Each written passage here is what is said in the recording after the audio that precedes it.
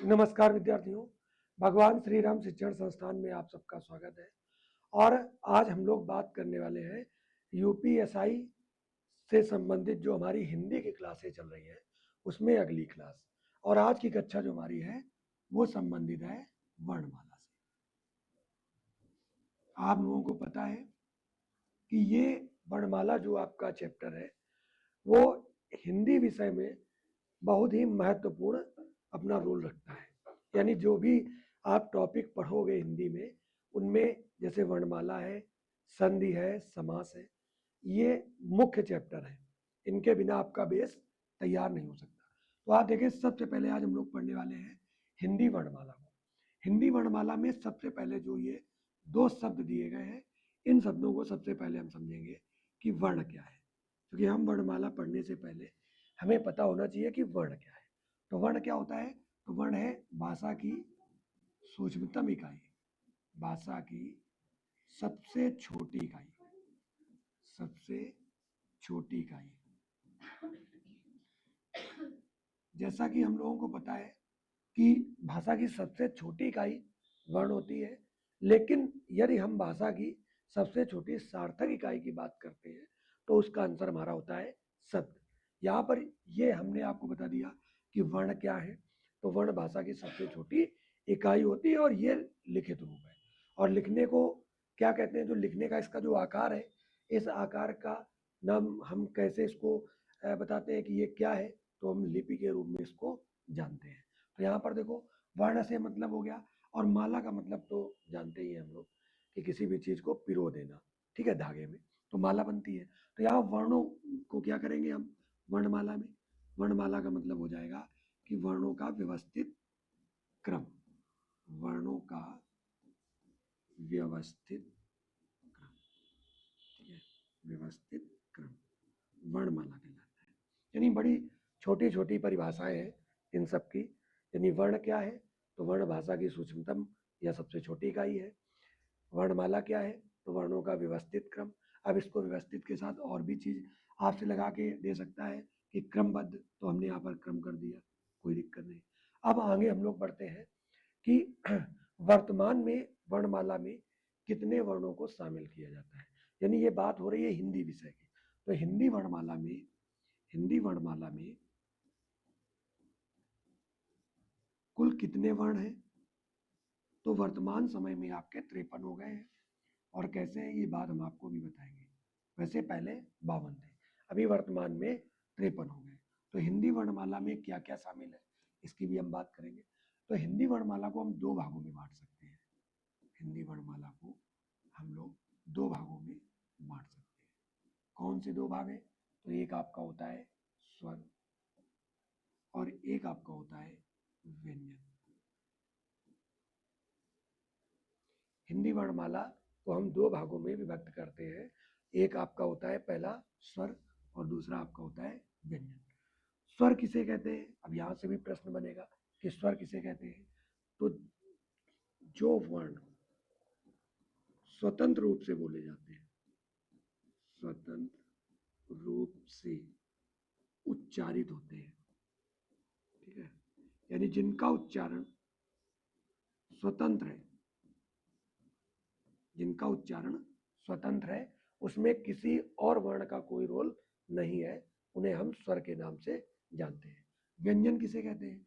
तो जो वर्ण स्वरों की सहायता से बोले जाते हैं, स्वरों की सहायता से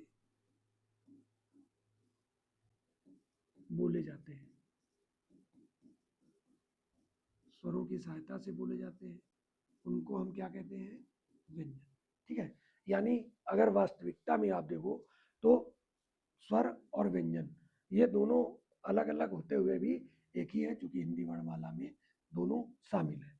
और व्यंजन जो है, व्यंजन क्या है?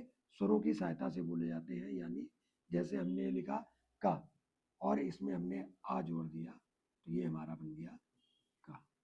ये हमारा क्या है? ये हमारा व्यंजन है। स्वर हमारे क्या है?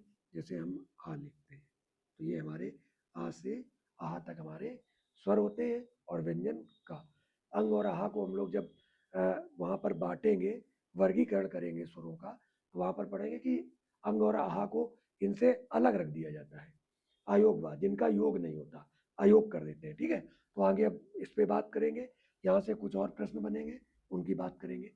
जैसे सबसे पहले हम लोग लेंगे स्वरों का वर्गीकरण। हमने मोटी चीज समझ ली कि हिंदी वर्णमाला में कितने वर्ण हैं, तो पहले तो ये प्रश्न आपको याद रखना है, हिंदी वर्णमाला में कितने कुल मिला के वर्ण होते हैं।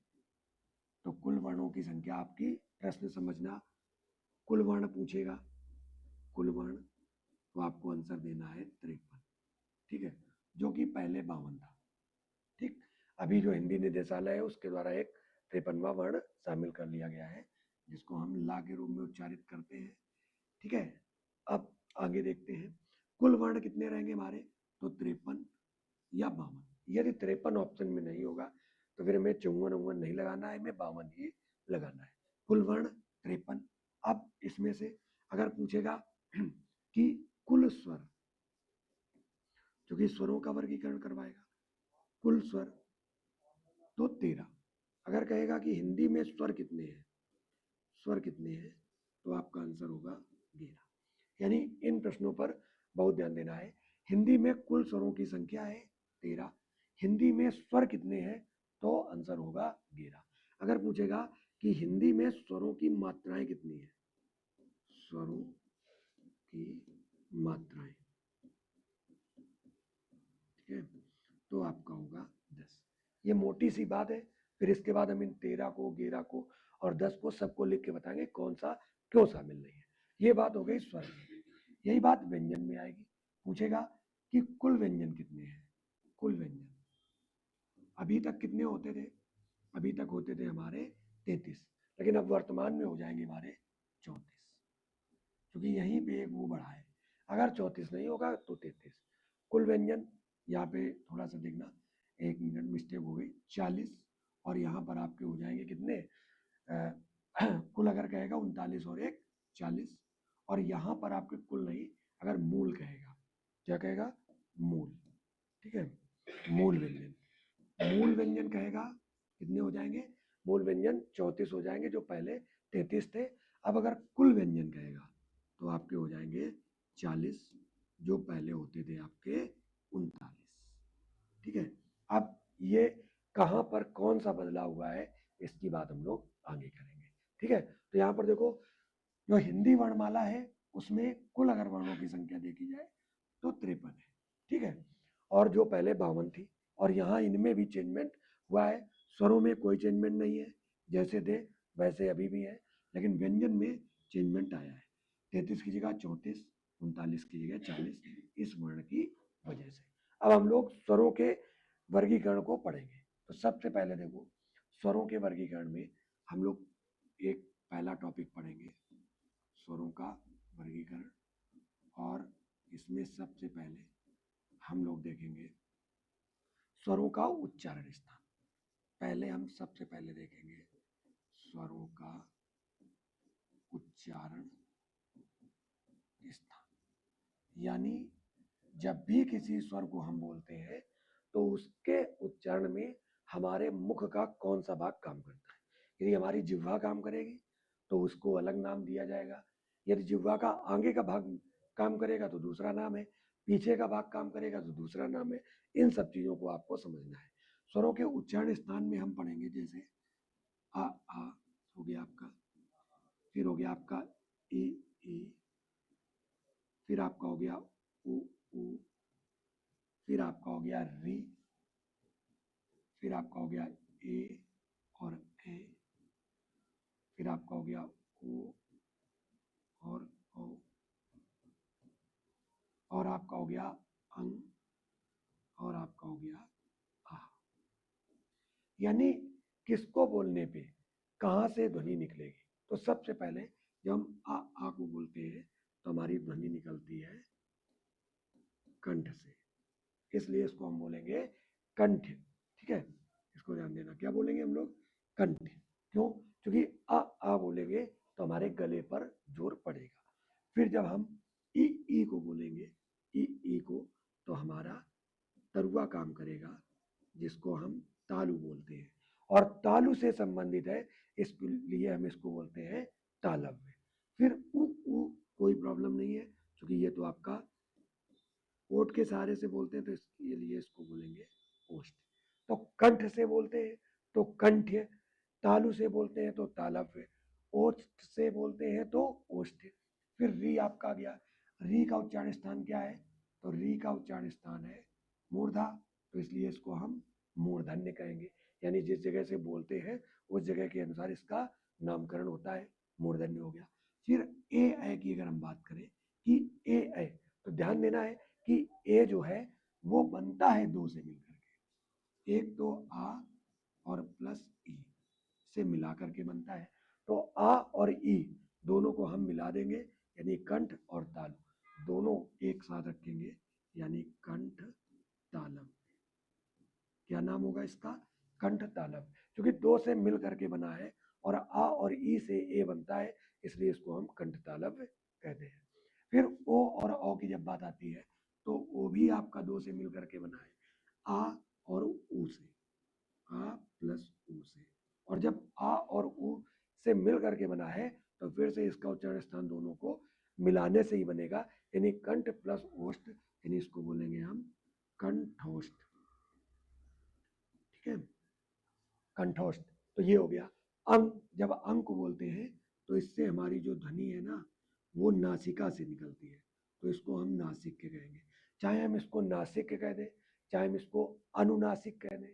ठीक है, अनुनासिक का मतलब भी जिसमें ध्वनि नाक से निकले बाद में।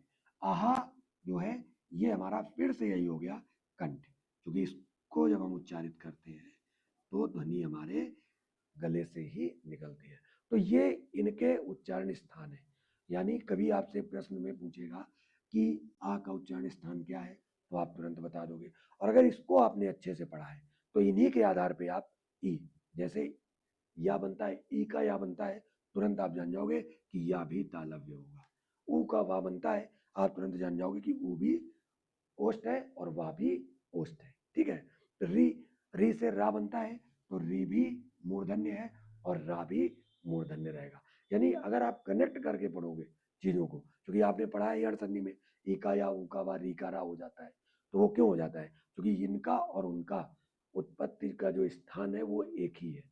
अब आपसे पूछा जाता है कि अंतःस्थ व्यंजन कौन से होते हैं, आप बता देते हो 11 लावा, पर ये नहीं पता अंतःस्थ क्यों है, क्योंकि वो स्वर और व्यंजन के मध्य में स्थित है, दोनों का काम करते हैं, वो स्वर भी बन जाते हैं। ठीक है, आगे चलते हैं हम लोग। तो ये पहला हमारा वर्गीकरण हो गया स्वरों के उच्चारण स्थान को लेकर के। अब आगे अगला वर्गीकरण पढ़ते हैं कि जो दूसरा हमारा रहेगा वो रहेगा स्वरों का काल के अनुसार, काल कह दो, समय कह दो या मात्रा, ठीक है, के आधार पर वर्गीकरण। यानी स्वरों का काल कह दो, चाहे समय को चाहे मात्रा को, के आधार पर वर्गीकरण। ठीक है, आधार पर वर्गीकरण। और इसको भी देख लो, समझ लो अच्छे से, बड़ा सिंपल है, बहुत ज़्यादा कठिन नहीं है। हालांकि वर्तमान समय में कुछ प्रश्न यहाँ से कठिन बनने लगे, उन पे आपको फोकस रखना है। काल के आधार पे या मात्रा के आधार पे जो वर्गीकरण है वो मुख्यतः दो प्रकार का है। पहला वर्गीकरण है हम जिसको कहते हैं ह्रस्व, ठीक है, ह्रस्व स्वर, और दूसरा हमारा है दीर्घ स्वर। दीर्घ स्वर, दो ही प्रकार का वर्गीकरण है मुख्यतः। अगर हम देखें एक तीसरा टाइप कुछ विद्वान व्याकरण शामिल कर लेते हैं, उसको हम लोग नाम देते हैं प्लुत, प्लुत स्वर। हालांकि वो इस वर्गीकरण में नहीं आता, और क्यों नहीं आता उसकी बात करेंगे। ह्रस्व स्वर का मतलब है जहां पर समय कम लगे। अब समय की बात हो गई, समय कैसा लगेगा? कम लगेगा। मात्रा की बात करें तो मात्रा छोटी लगेगी, यानी एक मात्रा। काल की बात करें तो यानी कम, समय कम लगेगा। वही मात्रा, वही समय, वही काल, एक ही बात है। तो इसमें ह्रस्व स्वर में कौन से आते हैं? आपका आ जाएगा आ, ई, उ और आपका रे। इनको जब भी हम उच्चारित करेंगे तो इनमें हमारा कम समय लगेगा। ह्रस्व यानी एक मात्रिक। इनको हम क्या नाम देते हैं? इनको हम कहते हैं एक मात्रिक। अगर कभी अच्छे से नहीं पढ़ा है और पेपर में दे दे कि इनमें से कौन सा एक मात्रिक है, तो जिसने सही से नहीं पढ़ा या ध्यान नहीं दिया वो कंफ्यूज हो जाएगा, ये तो आज तक पढ़ा नहीं। ठीक है, इनको हमें एक मात्रिक कहते हैं। फिर वहीं जब दीर्घ स्वर की बात आती है तो हम बड़ा आ, बड़ी ई, बड़ा ऊ, फिर ए, ओ, औ को लेते हैं। इनको हम कहते हैं द्विमात्रिक, क्योंकि इनमें दो मात्राएं लगती है, द्विमात्रिक। ठीक, अब एक मात्रिक दो मात्रिक हो गए। अब इसमें एक बड़ी अच्छी चीज आपको समझनी है कि फिर प्लुत क्या है। तो प्लुत स्वर कभी भी उच्चारण की दृष्टि से होता ही नहीं। क्यों? क्योंकि जब भी हम बोलेंगे, किसी को भी बुलाएंगे, तो हमने जैसे बुलाया, मान लो कि किसी का नाम लेके हमने बुलाया राम, तो हमने जब उस शब्द को खींच दिया ना, तो जो बीच में आया ना, यही आपका प्लुत स्वर है। तो ये स्वर वास्तविकता में देखा जाए तो ये स्वर ना होकर के वास्तविकता में एक शब्द है। अच्छा, प्रश्न कई बार यहां से पूछा जाता है कि बुलाने में किस स्वर का प्रयोग किया जाता है, किसी को बुलाने में हम किस स्वर का प्रयोग करते हैं। तो आपका आंसर होगा कि हम प्लुत स्वर का प्रयोग करते हैं अगर हम किसी को भी बुलाते हैं। ठीक है, लेकिन वास्तविकता में आपके दो ही, जो काल या समय या मात्रा के आधार पर है, वो दो ही प्रकार के स्वर हैं, एक है ह्रस्व और एक है आपका दीर्घ। अब यहाँ पे एक समस्या और है कि जब हम आगे बढ़ते हैं तो हम देखते हैं कि दीर्घ स्वर में भी कुछ समस्या है। दीर्घ स्वर में क्या समस्या है उसको बड़े अच्छे से समझना। दीर्घ स्वर, दीर्घ स्वर में एक तो है सजातीय, सजातीय दीर्घ, और एक आपके है विजातीय दीर्घ, विजातीय दीर्घ। अब अगर हम सजातीय दीर्घ की बात करें तो इसमें आ जाता है आपका बड़ा, बड़ी ई और बड़ा ओ। ठीक, और विजातीय दीर्घ की बात करें तो इसमें बाकी आपके आ जाएंगे ए, ऐ, ओ और औ। ठीक, तो टोटल 7 दीर्घ स्वर है, 7 में से 3 सजातीय दीर्घ है और यही मूल दीर्घ है। अगर कभी प्रश्न में आपसे पूछा जाए कौन सा दीर्घ स्वर नहीं है और इन 3 के साथ इन चारों में से कोई उठा के रखा जाएगा तो आंसर वही होगा, क्योंकि ये वास्तविकता में क्या है, दीर्घ है। ये चारों वास्तविकता में दीर्घ नहीं है। ये क्या है फिर दीर्घ नहीं है तो ये क्या है कि ये विजाती है, यानी अलग अलग से मिलकर बने हैं, इसलिए इनको हम दीर्घ में तब नहीं रखते हैं जब मूल दीर्घ की बात आ जाती है। और यहाँ पे गलती होती है एग्जाम में, जब ए की बात करते हैं तो ए किससे बनता है, आ प्लस ई से। ठीक है, आ प्लस ई से। ओ की बात करते हैं तो किससे बनता है, आ प्लस ओ से। अब वही बात ए में आ जाए, ए किससे बनता है, तो आ प्लस ए से बनता है, कोई दिक्कत नहीं क्योंकि इसमें एक तो आ ही गया। और अगर हम ओ की बात करें तो आ प्लस ओ से। तो ये अलग अलग मिलकर के बना है, इसलिए इसको हम विजातीय दीर्घ कहते हैं। और एक चीज यहाँ से प्रश्न पूछता है कि कौन से गुण स्वर है, कौन से गुण स्वर है। जब हम लोग गुण संधि पढ़ते हैं तो वहां ही पता चल जाता है कि ए और ओ को हम क्या कहते हैं, गुण स्वर कहते हैं। यानी ये दोनों क्यों गुण स्वर है, ये भी समझ लो। गुण स्वर कैसे है, यानी कि आ और ई मिलकर के एक नया वर्ण बन गया, आ और ऊ मिलकर के एक नया वर्ण बन गया। अब गुण क्या होता है, आप दूध और चीनी को मिलाएंगे मिठाई बनाएंगे, ये गुण वाली बात है। यानी अलग अलग चीजों को मिला करके दूसरी आकृति बना देना, ना इससे किसी से नहीं मिलती, इससे और इससे नहीं मिलती, ये दोनों का सम्मिलित रूप है, इसलिए इनको हम संयुक्त स्वर के नाम से भी जानते हैं चारों को। आपसे प्रश्न पूछेगा कि संयुक्त व्यंजन कितने होते हैं, आप तुरंत उत्तर दे दोगे कि संयुक्त व्यंजन 4 होते हैं। संयुक्त स्वर भी 4 हैं और वो ये चारों हैं, जिनको हम विजातीय दीर्घ के नाम से भी जानते हैं। और गुण स्वर के नाम से हम ए और ओ को जानते हैं। ऐ और औ को हम जानते हैं वृद्धि स्वर के नाम से, वृद्धि स्वर। क्यों, इनमें केवल वृद्धि हुई है, ए का ऐ हो गया है, ओ का औ हो गया है। तो सीधी सी बात आप समझ लो कि यहाँ से प्रश्न 3-4 यदि बनेंगे तो चारों की प्रकृति कुछ भी हो सकती है। यहाँ दीर्घ स्वर पूछ सकता है, गुण स्वर पूछ सकता है, संयुक्त पूछ सकता है, विजातीय सजातीय पूछ सकता है। तो यहाँ पर कुछ भी आपको देखने में आराम से आपका आंसर आना चाहिए। सजाती कैसे है? क्योंकि देखो ये अपनी ही जाति से बने, आ प्लस आ, बड़ा आ, ए प्लस ए यानी बड़ी ए, ओ प्लस ओ यानी बड़ा ओ। तो यानी ये अपनी जाति से बने, इसलिए इनको सजाती कहा गया। ये अलग अलग जाति से मिलकर के बने, इसलिए इनको विजाति कहा गया। आगे चलते हैं हम लोग, अगला वर्गीकरण देखते हैं हम लोग। तीसरा वर्गीकरण हम लोग ले लेंगे कि नासिका के आधार पर, बड़ा ही सिंपल है, नासिका के आधार पर, यानी नाक से ध्वनि निकलती है उस आधार पर। तो बड़े सिंपल सा है, दो ही प्रकार है, एक है आपका अनुनासिक, अनुनासिक जिसका दूसरा नाम क्या है, अनुनासिक का तो दूसरा नाम है नासिक्य, नासिक्य स्वर, ठीक। दूसरा है हमारा निर्नुनासिक, निर्नुनासिक, ठीक है, निर्नुनासिक। निर्नुनासिक का मतलब जिसमें नाक से ध्वनि नहीं निकलती है। तो अनुनासिक में केवल एक ही है जो आता है, वो है अंग। और जो निर्नुनासिक है इसमें अन्य सभी स्वर आ जाते हैं, अन्य सभी स्वर। बड़ा सिंपल सा है, इसमें कोई दिक्कत नहीं कि नासिका के आधार पर स्वर कितने प्रकार के हैं, दो प्रकार के, एक में नासिका काम करती है, एक में नहीं करती है। इसके पहले हम लोगों ने उनके उच्चारण स्थान भी पढ़ लिए, अभी इसका बहुत सारा रहेगा। अब आगे एक पॉइंट लेते हैं हम लोग, जिह्वा के उत्थापित होने के आधार पे, जिह्वा के उत्थापित होने के आधार पे,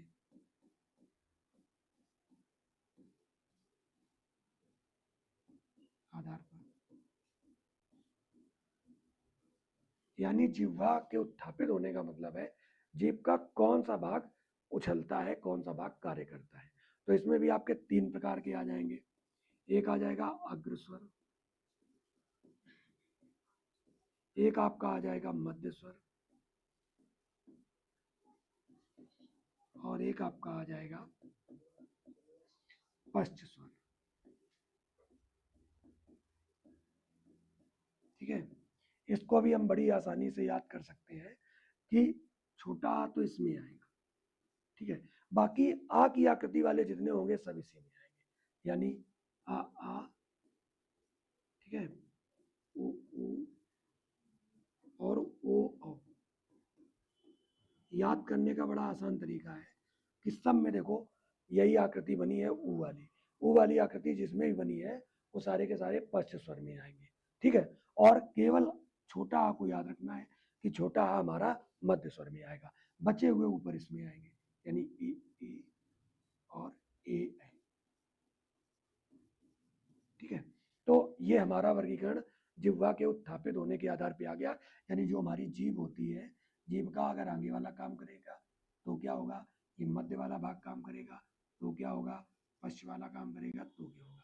तो ये तीनों इसी आधार पर इनका वर्गीकरण किया गया है, जिह्वा के उत्थापित होने के आधार पर। आगे हम लोग अगली क्लास में देखेंगे, क्योंकि ये टॉपिक बड़ा है, 3 से 4 क्लास में आपका टॉपिक खत्म होगा। धन्यवाद।